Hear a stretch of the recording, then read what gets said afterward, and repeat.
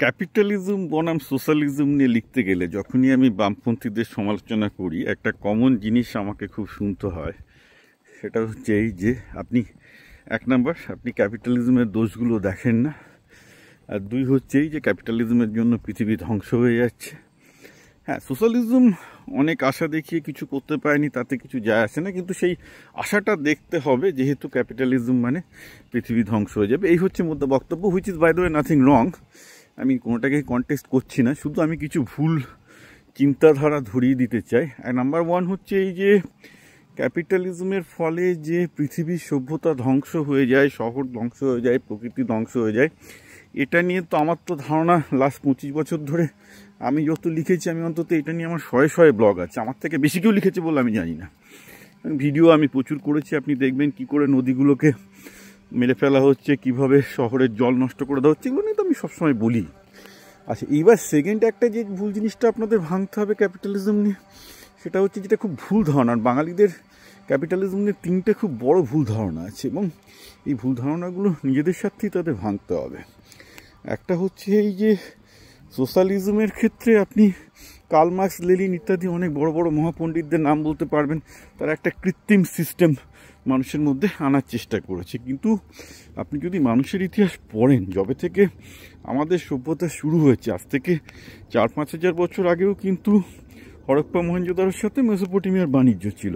এবং আমরা যত পুরাতাত্ত্বিক নিদর্শন দেখছি তাতে দেখতে পাচ্ছি কি যে ব্রোঞ্জ এজ থেকে, যেটাকে এখন আমরা অ্যানাতোলিয়া বলি, ভূমধ্যসাগরের কাছাকাছি, মেডিটেরিয়ানের কাছাকাছি, সেখানে ব্যাপক বাণিজ্য হতো।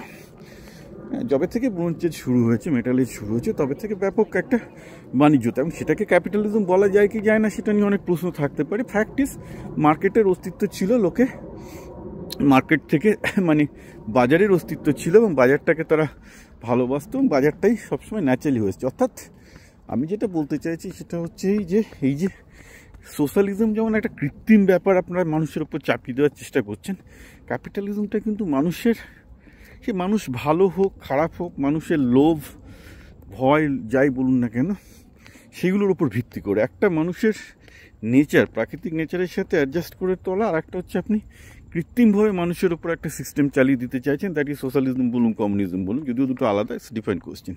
তো দুটোকে একসাথে মেশালে হবে না। একটা ন্যাচারালি ইভলভ সিস্টেম মানুষের মধ্যে, যেটা ক্যাপিটালিজম মার্কেট বলুন, আর একটা হচ্ছে আপনি জোর করে চাপিয়ে দিচ্ছেন। So boths are not same thing.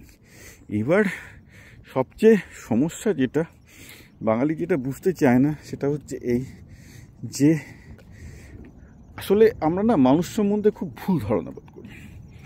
পৃথিবীতে সফল তারাই হয় যারা, আমি একটা ভিডিও আমার অ্যাকচুয়ালি আলাদা করা উচিত, যে আমাদের মধ্যে যে লোভ, যৌন চেতনা, কামনা যাই বলুন না কেন, মানুষের টাকার লোভ, সেক্সের প্রতি লোভ, ভালো থাকার লোভ, এই যে লোভগুলো মানুষকে চালনা করে, এটাই হচ্ছে ক্যাপিটালিজমের মূল চালনা শক্তি। মুশকিল হচ্ছে কি, এগুলো যতই আমরা নিজেদেরকে ধার্মিক বলি, ধর্ম এগুলোকে যতই রেগুলেট করার চেষ্টা করুক, এগুলো মানুষের মধ্যে ইনগ্রেইনড, এবং এগুলো মানুষের মধ্যে ইনগ্রেইনড বলেই কোনোদিন সোশ্যালিজম কোথাও সাকসেসফুল হবে না, হয়নি।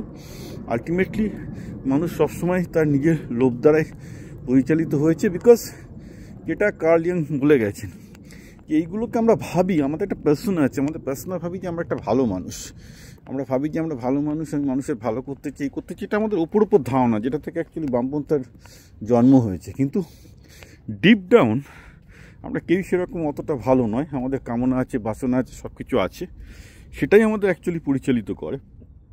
যার জন্য আপনি যতই সোশ্যালিজম বা বামপন্থা বলুন না কেন, at the end of the day আমাদের লোভটাই আমাকে ড্রাইভ করে, আর সেই জন্যই ক্যাপিটালিজম জিতে যায়। এবং সেই জন্যই ক্যাপিটালিজম একটা ন্যাচারাল সিস্টেম। এটার সাথে সোশ্যালিজমকে কম্পেয়ার করা উইল বি ভেরি ফুলিশ। মানে একটা ন্যাচারাল মানুষের ইনস্টিংক্ট বনাম একটা আর্টিফিশিয়াল সিস্টেম আপনি মানুষের উপর চাপিয়ে দেওয়ার চেষ্টা করছেন, এটা মানুষের প্রকৃতির সাথে খাপ খায় না। Those to the very different.